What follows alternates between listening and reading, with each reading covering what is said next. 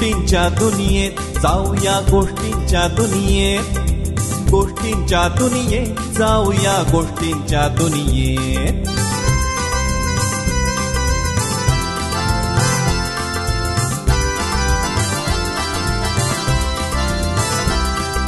मातृभूमी ही संस्कारांची, वैज्ञानिक रणवीरांची कथा तयाच्या ऐकायाला ठरला फक्कड बेस, ठरला फक्कड बेस.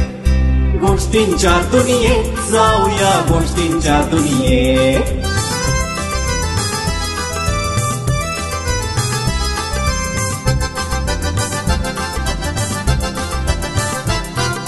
देव देश अन धर्मासाठी अविरत झटले इतरांसाठी, स्फूर्ती कथा त्या नरवीरांच्या ऐका लावून ऐका लावून.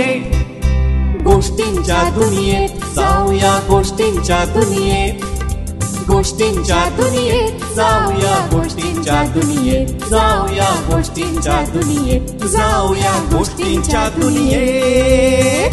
चला गोष्टींच्या दुनियेत. नमस्कार, मी देवयानी खरे. चला जाऊया गोष्टींच्या दुनियेच्या सत्रामध्ये आज मी तुम्हाला स्वाहादेवीची गोष्ट सांगते आहे.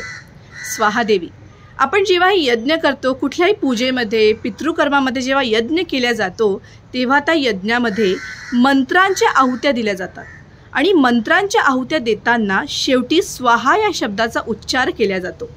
यामागे एक खूप सुंदर कथा आहे, ती गोष्ट मी आज तुम्हाला सांगते. तर एकदा नारद मुनी आणि नारायण यांचं संभाषण चालू होतं आणि नारायण नारद मुनींना म्हणाले की पुराणामध्ये अत्यंत सुंदर अशा कथा आहेत ज्या कोणालाच माहीत नाही. त्यामधली स्वाहादेवीची कथा आज मी तुला सांगतोय.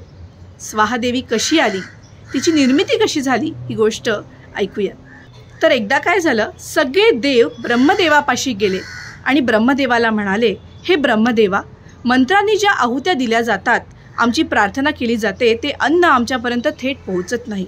तुम्ही यावरती काहीतरी उपाय सुचवावा. ब्रह्मदेव म्हणाले, ठीक आहे, मी यावरती काहीतरी विचार करतो. आणि ब्रह्मदेवानी श्रीहरींची स्तुती करण्यास सुरुवात केली. श्रीहरी प्रसन्न झाले आणि ते ब्रह्मदेवांना म्हणाले, तू आता प्रकृतीची प्रार्थना कर, तिची तपश्चर्या कर, तीच तुला योग्य मार्ग सुचवेल. मग ब्रह्मदेवांनी श्री विष्णूंच्या सूचनेवरून प्रकृतीची प्रार्थना करण्यास सुरुवात केली. अनेक वर्षांचा काळ लोटला, तपश्चर्या चालू होती आणि एक दिवस प्रकृती देवी प्रसन्न झाली. ती म्हणाली, हे ब्रह्मा, वर माग, तुला काय हवे ते माग. ब्रह्मदेव म्हणाले की हे प्रकृती देवी, तू अग्नीची गृहस्वामिनी होशील काय, जेणेकरून सर्व मंत्रांच्या आहुत्या देताना ते जे अन्न आहे ते देवांपर्यंत पोहोचेल. प्रकृती देवी म्हणाली, मी श्रीहरींची प्रार्थना करते आहे, ती झाल्यानंतर मी नक्कीच तुम्हाला मार्गदर्शन करेन. त्यानंतर प्रकृतीने पुन्हा एकदा विष्णूची म्हणजे श्रीहरींची तपश्चर्या करण्यास सुरुवात केली. मग एक दिवस श्रीकृष्ण तिथे प्रसन्न झाले, जे निर्गुण स्वरूपात होते, आणि त्यांचे लोभसवाणे रूप बघून प्रकृती बेशुद्ध पडली. मग श्रीकृष्णाने तिचे मन ओळखून तिला वरदान दिले की एका अंगाने तू माझी पत्नी नक्की होशील, मात्र आता तू नागनजित या राजाकडे जा आणि त्याची मुलगी म्हणून राहा. त्यानंतर तुझा विवाह हा अग्निदेवाशी केला जाईल.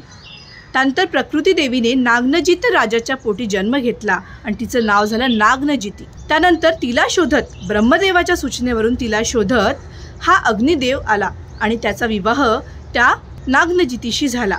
आणि मग हीच नागनजिती देवी स्वाहा म्हणून विवाह झाल्यानंतर 12 वर्षांनी त्या दोघांनाही 3 मुलं झाले, ज्यांचे नाव होते दक्षिणाग्नी, गार्हपत्याग्नी आणि आहवनीयाग्नी.